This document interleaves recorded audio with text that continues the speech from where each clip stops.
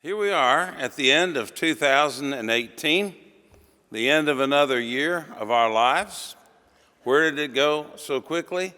The older we get, the more we ask that question, where did it go so quickly? But as we look back on 2018, and I think this is the best time to do what Mary did in the scriptures after Jesus was born. It says she kept all these things in her heart and pondered them. And I think the week between Christmas and New Year's is the best time for pondering of the whole year. So as we ponder 2018 and all that has taken place, we might ask ourselves, what have we learned this past year? What have we accomplished during the past year? Have we grown in any ways? Are we better off today than we were a year ago? Or, unfortunately, would you think that it's been a year of loss? And in the few short years we have here on earth, can we really afford a year of loss? One of my favorite philosophers of life is a young man called Charlie Brown in the comic strips Peanuts. And one day toward the end of the year, Charlie Brown was reflecting on the end of the year, and he said, "Don't think of it as just the end of another year. Think of it as another year spent mastering the intricacies of a rewarding and a demanding life." And then he took a breath and smiled and said, "That sounds a lot better than there goes another year down the tubes." When Ann read the scripture this morning from Ecclesiastes, I wonder if anything struck you in particular. If you heard a verse maybe you've never really heard before, or it struck you in a way. But the one verse that struck me is when the writer of Ecclesiastes says, "Better is the end of a thing than the beginning." How true that is. The ultimate test of life's meaning is the ability to finish what you start. There are too many starters in this world who never end up finishing. There are too many good beginnings in life that end up with a bad ending. Good starters and good finishers are not necessarily the same thing.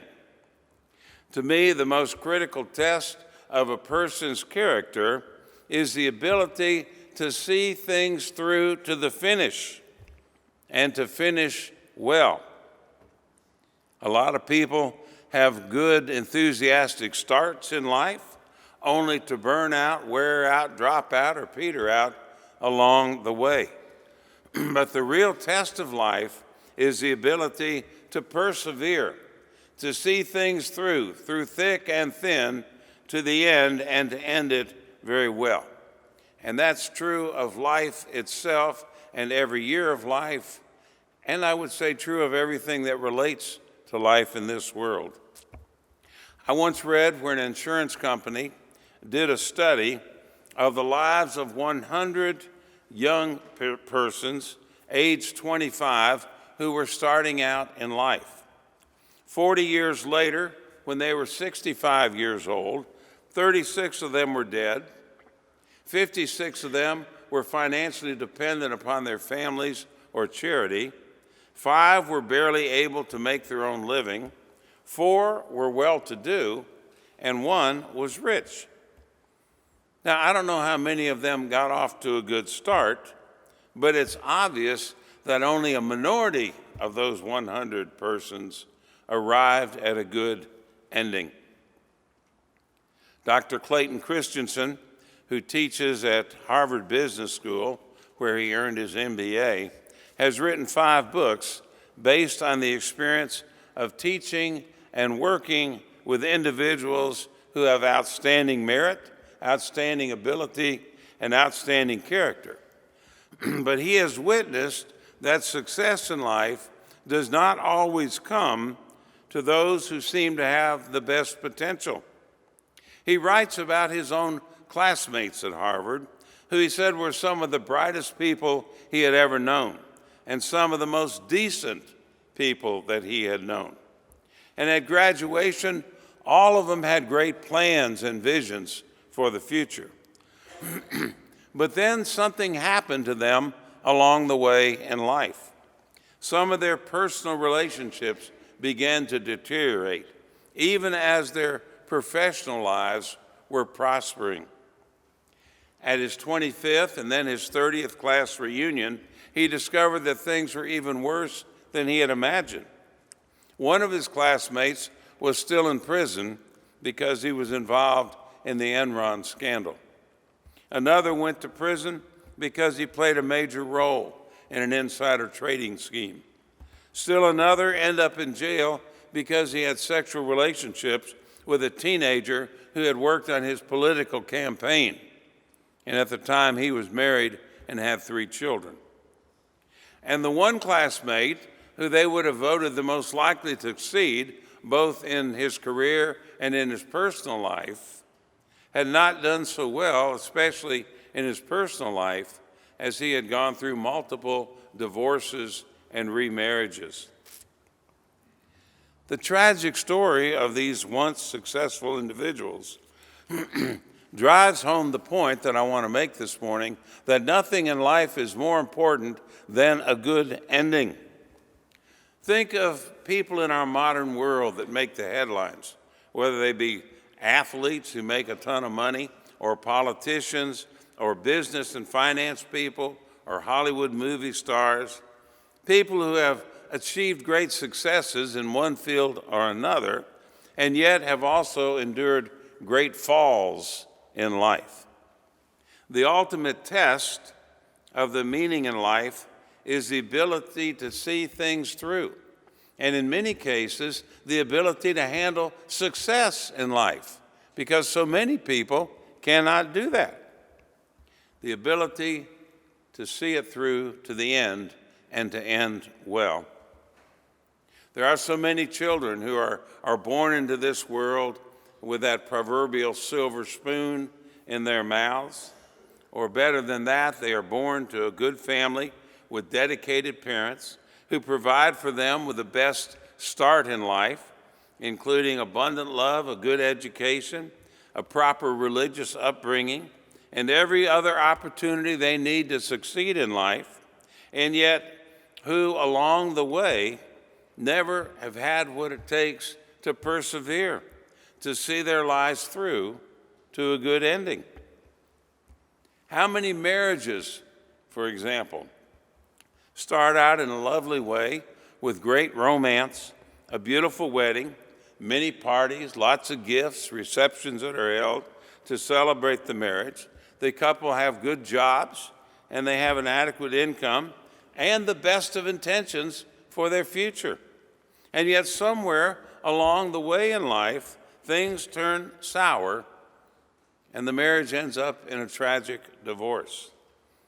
A good beginning is certainly not the same thing as a good ending. The same thing can be applied to probably any other area in life as well. You buy a nice house. You put in a lot of time and energy, not to mention money, to fix it up and to make it as lovely as it can be.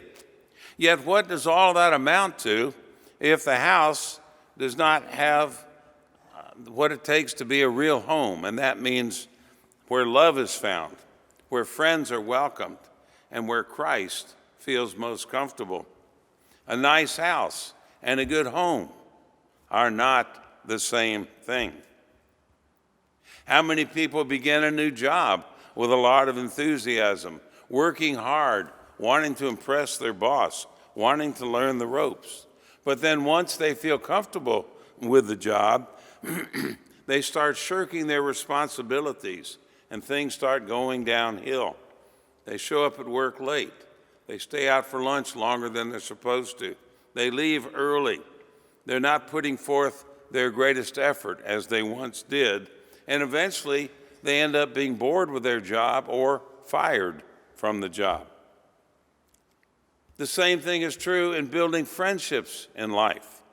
It's one thing to meet people that you think are exciting, fun, and interesting to be with, that you would like to have as friends, but it's another thing to put forth the effort and to make the time as the years go by to help those friendships grow and develop and to last a lifetime.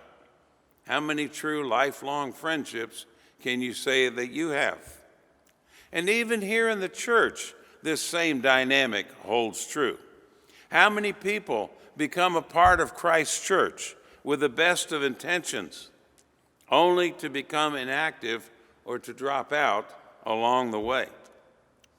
I know of one particular man, a successful businessman, who held every office in another church that I knew of. He was chairman of the board, chairman of the elders, chairman of every committee that they had in the church. Only today, he doesn't even go to church. The true test of Christian discipleship is not our beginning with Christ, but the living out of our lives in a committed relationship with Christ. It's not the profession of faith with our lips, but the profession of faith with our lives that makes the difference. So the ultimate test of life is the ability to see things through to a good ending. And so Ecclesiastes says, better is the end of a thing than the beginning. Every task that we undertake, every commitment we make in life, will put that principle to the test.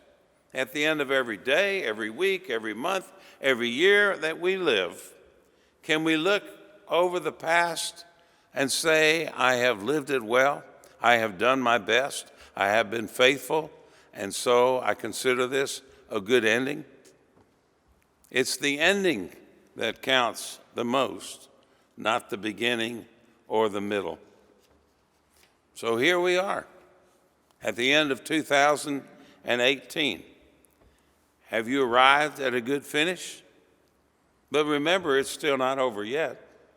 There are some people who can actually get to December 30th so far with a good year lived and then blow it all on New Year's Eve by getting drunk, getting a DUI, having a wreck, or maybe having a bad fight with your spouse that ends up in a tragic divorce.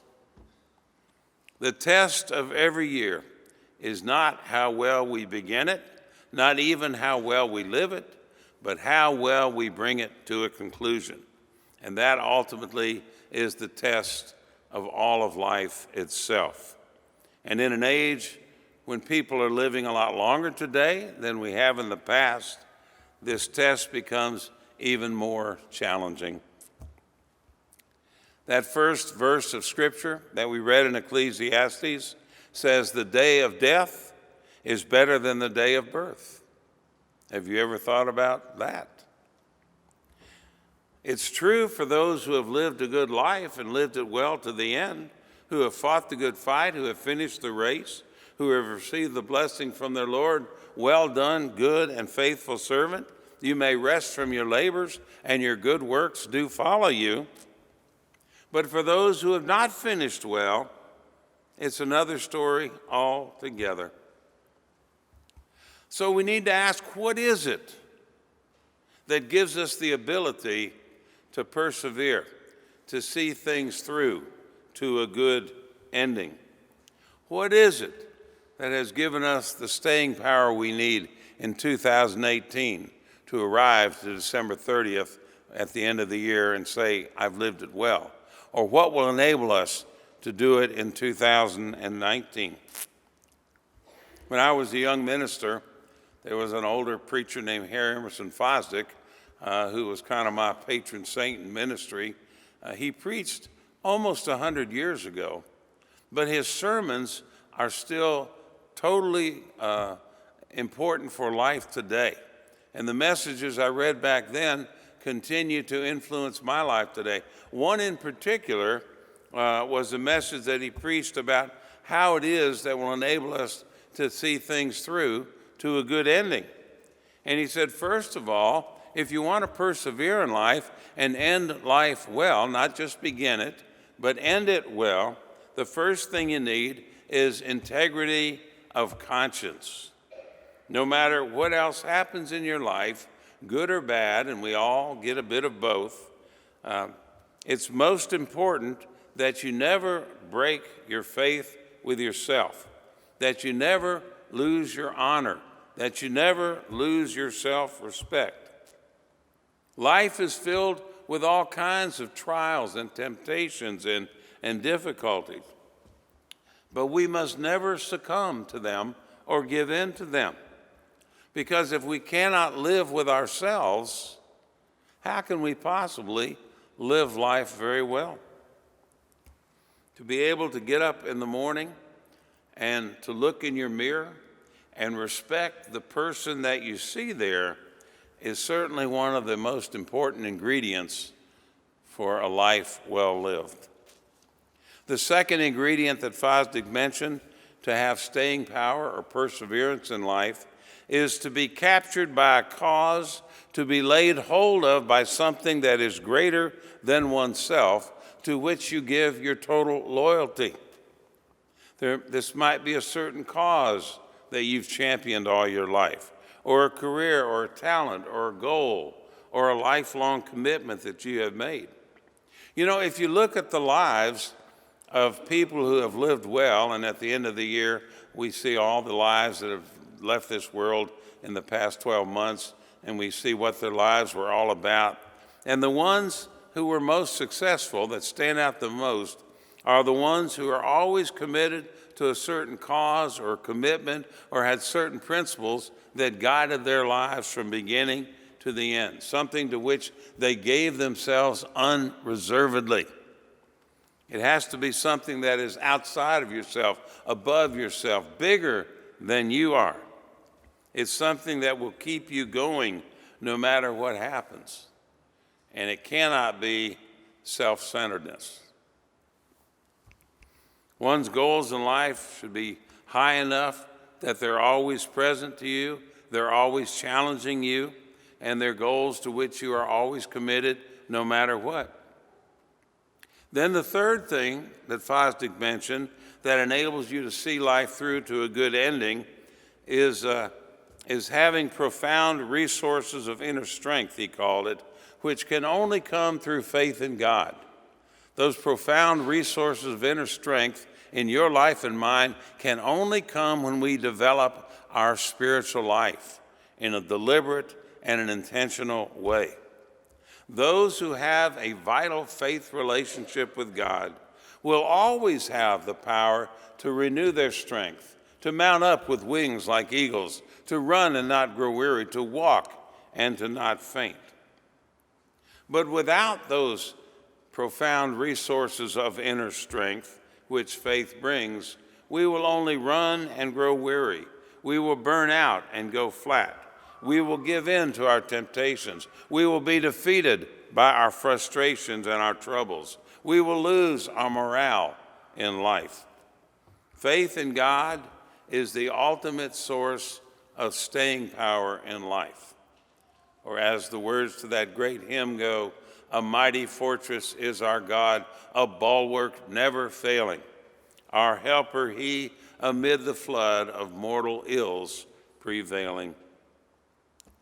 Now, to what Fosdick said, those three things, I would add one more personally, and that would be you have to have the power of love. You have to have the ability and the willingness to get over yourself and to live for the sake of others, to overcome every trace of self-centeredness and selfishness in life. The self-centered, unloving individual is only headed toward a bad ending, and there's no other way you can put it. So, self-respect and personal integrity, commitment to a cause that is much greater than you are and to which you totally give yourself, faith in God, which gives you profound resources of inner strength and energy, and the ability to love. These are the things that will enable you to bring every day, every week, every year of your life and your life itself to a good ending. And without that good ending, as the scriptures say, nothing else really matters. So here we are at the end of 2018. William Barclay, one of my favorite Bible commentators, says that the real tragedy of life is when the end of one year finds us no further along than we were at the end of last year. We still have the same faults. We still make the same mistakes. We still fall to the same temptations. Is that true of your life in 2018? As you ponder the past year, and I hope you will do some pondering between now and New Year's Eve, ask yourselves questions like these. Have you spent adequate time with those you love, especially with your family and your closest friends? Have you given of yourself to your Lord, to your church, and to the Lord's ministries? Have you done for others in the spirit of love? What have you contributed to your local community that makes it and the world a better place to live? Are you closer to God today and closer to heaven than you were a year ago? How much better do you know the Scriptures than you did on January 1 of 2018? How many treasures in heaven have you laid up along the way? That means those eternal values that time cannot erode, nothing can take away. The values that you will take with you when you leave this world. Everything else you'll leave behind. How much self-discipline and self-control did you exercise this past year? How well did you hold on during the moments of temptation or hardship? Did you spend more of your time this past year being upset and angry, frustrated, or depressed? Or were you calm and peaceful and joyous and loving most of the time? What have you done these past 12 months to reflect and build upon whatever it is that is most important to you? Obviously, these questions give us a good basis by which we can measure our lives and see whether we have seen this year through to a good ending. The Apostle Paul said about his life, I have fought the good fight, I have finished the race, I have kept the faith, and henceforth there is laid up for me the crown of righteousness, which the Lord, the righteous judge, will award me on that last day. This is the end of 2018. It's not the end of our lives, but the end of an important chapter in our lives. And there is nothing more important than seeing every chapter through to a good ending. Next week, I will say to you, Happy New Year. Today, I say to you, happy ending to 2018. Amen.